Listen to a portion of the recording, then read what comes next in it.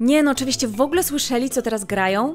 Ta współczesna muzyka to jest normalnie jakaś masakra i beznadzieja. Kiedyś to było. Kiedyś się robiło dobrą muzykę. Teraz zupełnie zaszła na psy. Kiedyś to były czasy. Teraz nie ma czasów. Wiecie, co jest śmieszne? Że dokładnie to samo mówi absolutnie każde pokolenie. Wszyscy zawsze narzekają, że ta współczesna muzyka to jest do bani i tylko ta robiona w ich czasach i wcześniej jest tą jedyną i słuszną.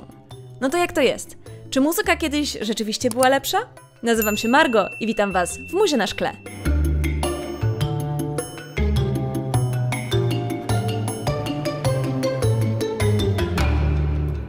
Żeby odpowiedzieć na pytanie, czy muzyka kiedyś była lepsza, postanowiłam rozłożyć problem na kilka różnych perspektyw.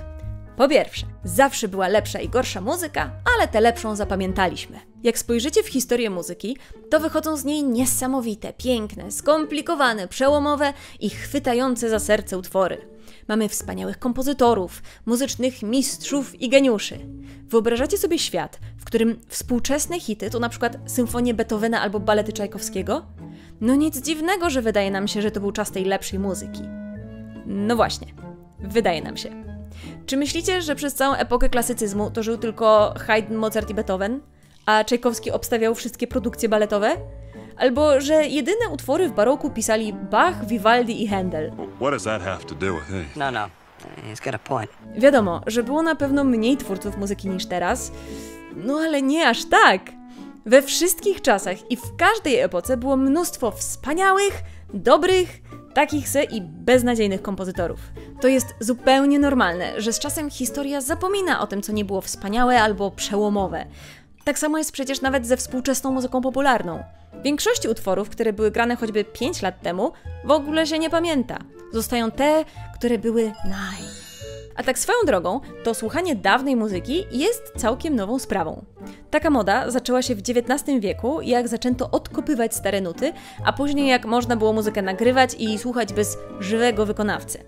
Do romantyzmu generalnie grało się wyłącznie muzykę współczesną i nikogo nie obchodziły starocie. Po drugie, porównujemy do siebie nie te gatunki, co trzeba. Muzyka ewoluuje, a ewolucja nigdy nie idzie od punktu A do punktu B, tylko tworzy najróżniejsze wersje.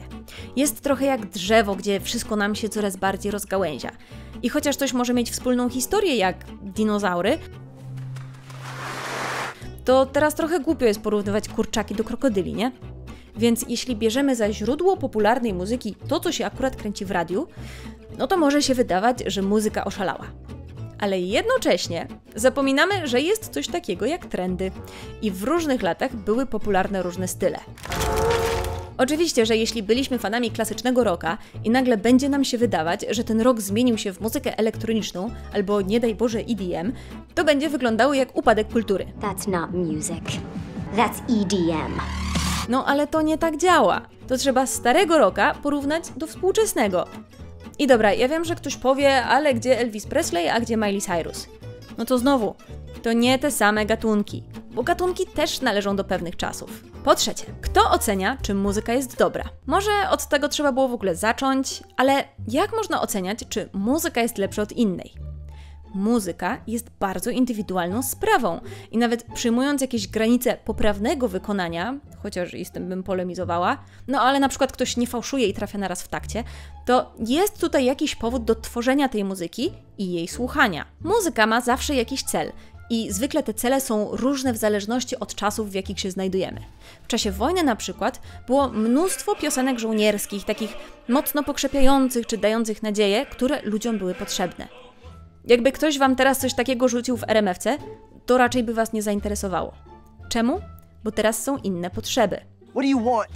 It's not that simple. What do you want?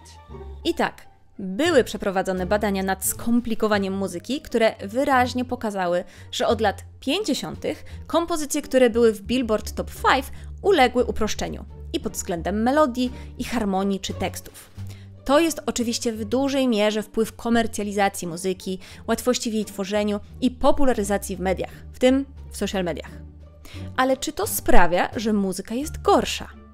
Od kiedy to dobra muzyka to ta, która ma najwięcej akordów i najbardziej skomplikowaną melodię albo super trudne rytmy? Muzyka to nie sport. Tutaj nie wygrywa ten, kto jest najszybszy albo najgłośniej śpiewa.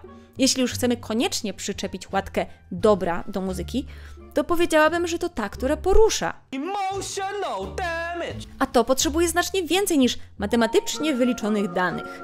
Bo czemu w takim razie kilka lat temu super prosta piosenka na fortepian i 2 głosy City of Stars La La Landu dostała nagle tyle nagród, w tym Oscara? No bo coś uruchomiło emocjonalnie w ludziach i nie potrzebowała do tego ani dużo akordów, ani skomplikowanej melodii. Po czwarte, czasem utwory uznane za złe z czasem stają się wybitne. Muzyka i w ogóle sztuka, jak ma iść do przodu i się rozwijać, to musi iść na przekór temu, co znamy. Trzeba wymyślać nowe sposoby wyrażania myśli i emocji. Problem polega na tym, że my jako ludzie lubimy to, co znamy i jak ktoś nam tę bezpieczną bańkę przybija, to zwykle nam się to nie podoba. Jakże może mi się podobać piosenka, którą pierwszy raz słyszę? I tak, w historii muzyki i tej dawniejszej, i tej nowszej jest mnóstwo utworów, które były uznane za beznadziejne, a później zostały zapamiętane jako arcydzieła.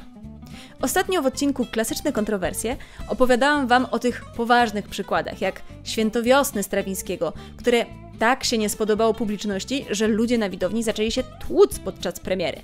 Ale są też przykłady, które może będą dla Was bliższe. Jednym z nich jest chociażby Bohemian Rhapsody zespołu Queen, o którym mówili, że jest dziwny, za długi i w ogóle niemożliwy do zagrania w radiu.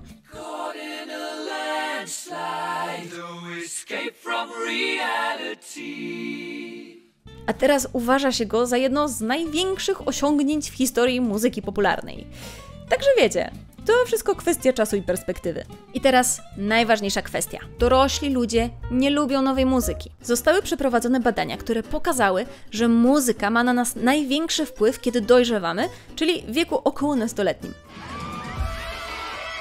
Wtedy słuchamy i najlepiej chłoniemy to, co jest na czasie i to kształtuje nasz gust muzyczny na następne lata. I dlatego właśnie, kiedy już jesteśmy dorośli, w pewnym sensie nie rozumiemy nowej muzyki i wydaje nam się, że jest kompletnie nie do słuchania. Nie interesuje nas, bo nie wywiera już tak emocjonalnego wpływu na nasze mózgi. I tak, ja na przykład będąc po 30, najlepiej się bawię do muzyki z lat 90. i 2000, no a umówmy się, nie był to jakiś specjalnie wybitny czas dla muzyki popowej. Czas się przyznać, że się starzejemy i teraz to nasza kolej na narzekanie na muzykę młodszego pokolenia. I tak już jest, było i będzie. Na szczęście dla nas wcale nie musimy, jak nie chcemy, słuchać tego, co nam dają i możemy się zamknąć w bańce starych utworów. Chociaż w sumie nie polecam, bo jest mnóstwo świetnych muzyków, którzy tworzą bardzo wartościową muzykę. Trzeba tylko trochę poszukać.